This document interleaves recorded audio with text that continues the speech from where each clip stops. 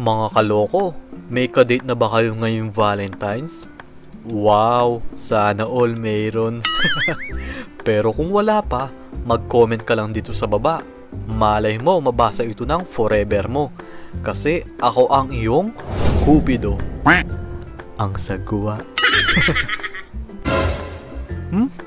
Purma. Sa itsura ko na to, mukhang malabo talagang magkagusto sa iyo ang crush mo. Pero alam nyo ba kung paano nagsimula ang Valentine's Day? Ang Valentine's Day ay ang pagdiriwang ng kapistahan ni San Valentino o mas kilala sa tawag na Saint Valentine. Guys, nung unang panahon sa Rome, ipinagbawal ng emperador na si Claudius II na magpakasal ang mga sundalo dahil nakakapanghina daw ito sa mga sundalo na lumalaban sa giyera.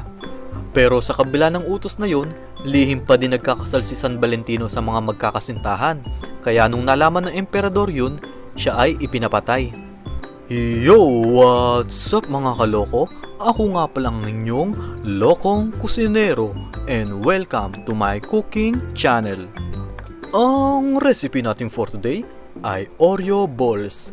Mahilig ka ba sa balls? Alam ko mahilig ka. Kung mahilig ka sa balls, tara, intro muna tayo.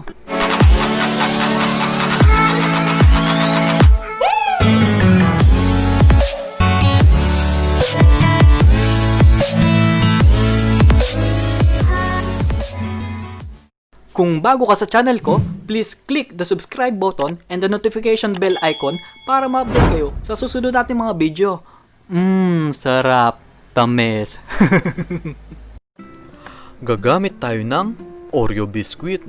Guys, 15 pieces lang kailangan natin dito. Pero kung gusto mo ng marami, okay lang din naman. Depende kung ilan ang jowa mo. 100 grams of cream cheese. 3 pieces Goya chocolate. 3 pieces Goya milk chocolate. Guys, tip ko lang sa inyo, ibang brand ang gamitin nyo dahil mahirap tunawin ito. Mga kaloko, tanggalin natin ang feelings ng Oreo tulad ng pagkatanggal ng feelings niya sa'yo. Sabi niya, hahanapin niya lang sarili niya. Bakit iba yung nahanap niya? Naghanap ng iba. Guys, heto na ang palaman ng Oreo. Tapos, kukuha lang ako ng half teaspoon ng fillings at bibilugin lang natin to. Ito kasi magsisilbing core ng ating Oreo balls. Alam nyo ba ang meaning ng core? Ito yung English ng kotse. Core. Corny. Then, ilagay natin sa ziplock ang ating Oreo biscuit. Make sure guys na walang hangin ng loob bago nyo ilak. Tapos, dudurugin natin ang Oreo hanggang sa maging parang powder ito. Tinanong ako ng kapitbahay ko bakit daw ako nagpupukpok. Aba, sinagot ko agad. Sabi ko, baka yung anak mo, hindi ako. Mapagbintang. Hindi ako pumapasok sa beer house, uy. Mga kaloko, ilagay na natin ang cream cheese. Lusawin lang natin to para madaling ihalo mamaya. Then, ilagay na natin ang Oreo bits. Haluin lang natin to guys hanggang mag-combine yung Oreo at saka yung cream cheese. Medyo matagal talagang haluin to, kaya kailangan konting tiyaga lang. Dapat maging ganito yung texture ng Oreo natin. Simulan na natin to guys. Kumuha lang ako ng 1 tablespoon of Oreo. Tapos, ilalagay natin sa gitna yung palaman na binilog natin kanina.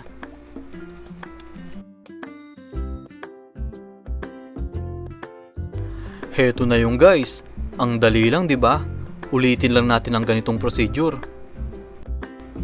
Tapos, i-ref na muna natin to ng 30 minutes. Mas masarap kasi kapag matigas. Joke lang. Ipapaliwanag ko mamaya kung bakit ko ni-ref ito. Habang pinapalamig natin ang Oreo balls, tuturuan ko muna kayo kung paano magtunaw ng chocolate. Naglagay lang ako dito ng 1 cup of water. Papakuluin lang natin to guys into low heat. Mga kaloko, Gusto nyo bang malaman kung paano mabilis tunawin ang chocolate? Titigan mo. Nakakatunaw kasi ang titig mo eh. Ang tawag sa proseso na to ay double boiler. Ganito ang double boiler guys. Magpapakulo ka ng tubig sa saucepan. Tapos, ipapatong mo yung glass bowl o stainless bowl sa inyong pan. Dapat guys, hindi didikit sa tubig yung ilalim ng bowl nyo. Kumbaga, steam ang pantutunaw natin sa chocolate. Then, halu-haluin lang natin hanggang makuha natin ang smooth at malapot na texture ng chocolate. Bakit alam ko to? Ginugel ko. Guys, kung duda kayo, pwede nyo din tanungin ang kapitbahay nyo. Subukan mong tanungin lahat ng kwento sa buong barangay nyo. Kabisado. Sana all kapitbahay si Google. Then, ulitin natin ang procedure kanina para tunawin naman ang white chocolate. Guys, dito talaga ako nahirapan. Di ko talaga siya matunaw na maayos. Nilagyan ko na din ng vegetable oil pero wala pa din. Kaya I suggest, ibang white chocolate na lang ang gamitin nyo. Heto ang sinasabi ko sa inyo mga kaloko. Dito sa vlog ko, walang take 2. Kaya kapag nagkamali ako or nag-fail ang isang ingredients ko, hindi ako pwedeng huminto dahil the show must go on. Ginawa ko naman ng lahat pero bakit ayaw niya? Guys, ipang-design ko lang to para hindi masayang. Mga kaloko, balutin natin ng chocolate ang ating Oreo Balls. Tutusukin ko lang to ng toothpick para malagyan ng coatings pati ang pinakailalim. Guys, kaya pinalamig ko muna kanina yung Oreo Balls para tumigas agad yung chocolate na ipangbabalot natin. Kapag kinagat nyo to guys, napakalutong ng chocolate coatings. Tapos yung loob, ang lambot. Ang sarap kainin dahil naglalaban sa bibig nyo yung lutong at lambot. Gumamit ako dito ng toothpick at styro para hindi masira ang chocolate coatings natin. Mga kaloko, ulitin lang natin ang ganitong procedure. Actually guys, mas okay yung ganitong homemade kasi magagawa mo yung gusto mong design.